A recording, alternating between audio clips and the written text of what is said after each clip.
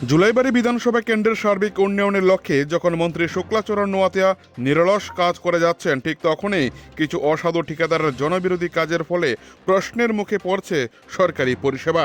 এবার নিম্নমানের রাস্তা নির্মাণের অভিযোগ উঠল জুলাইবাড়ী পশ্চিম পিলাক সাহা পাথর এলাকা। স্থানীয়দের দাবি, মন্ত্রীকে জনমানুষে হেয় প্রতিপন্ন করতেই বামেদের সঙ্গে হাত মিলিয়ে এক শ্রেণীর ঠিকাদার ও অসাধু সরকারি আধিকারিক এই চক্রান্ত চালাচ্ছেন। এলাকার দীর্ঘদিনের দাবি মেনে প্রায় 2 কোটি টাকা ব্যয়ে একটি নতুন রাস্তা নির্মাণের কাজ শুরু হয়েছে। এলাকার উন্নয়নের স্বার্থে স্থানীয় বাসিন্দারা নিজেদের জায়গার একাংশ হাসি মুখে ছেড়ে দিয়েছিলেন। এই কাজের বরাত পান এক ঠিকাদার, কিন্তু কাজ শুরু হতে আশার বদলে হতাশা ও ক্ষোভ দানা বেঁধেছে সাধারণ মানুষের মধ্যে। রাস্তার সুরক্ষার জন্য যে সাইড ওয়াল দেওয়া হচ্ছে তার গুণমান অত্যন্ত নিম্নমানের। অনেক গুরুত্বপূর্ণ স্থানে তো দেয়াল দেওয়াই হয়নি এখনো পর্যন্ত। অভিযোগের তীর বাইক করা পূর্ত দপ্তরের এক ইঞ্জিনিয়ারের বিরুদ্ধে। সব মিলিয়ে এলাকাবাসীদের স্পষ্ট অভিযোগ, ঠিকাদার গোষ্ঠী কৌশলে বামেদের মদতে মন্ত্রীর উন্নয়নমূলক ভাবমূর্তিকে কালিমালিপ্ত করার চেষ্টা করছে।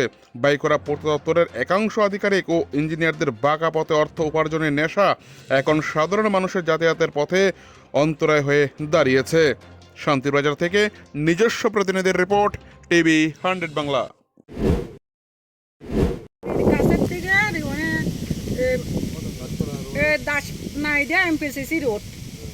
এমপিসিসি রোডের থেকে সাধন বৈদ্যর বাড়ি পাশের থেকে একদম সুভাষ দাসের বাড়ি পর্যন্ত এই রাস্তাতে আছে মনে হয় 60 পরিবার হইব কমে। এই রাস্তাটা খুব দরকার আছিল, আমরাও চাইছিলাম। এখন রাস্তাটার কাজ ওয়াল যে চাইছি আমরা স্যারের কাছে বহুত অনুরোধ করছি, স্যার আমরা ওয়াল দেন। ওয়াল দিছে, এখন ওয়াল ফাটল ধরে গেছে। ওয়ালে আমার মনে হয় ওয়ালে বালু আর এই চিপস দিয়া দিছে, সিমেন্টের পরিমাণ কম দিছে, নাহলে এইভাবে ফাটে না।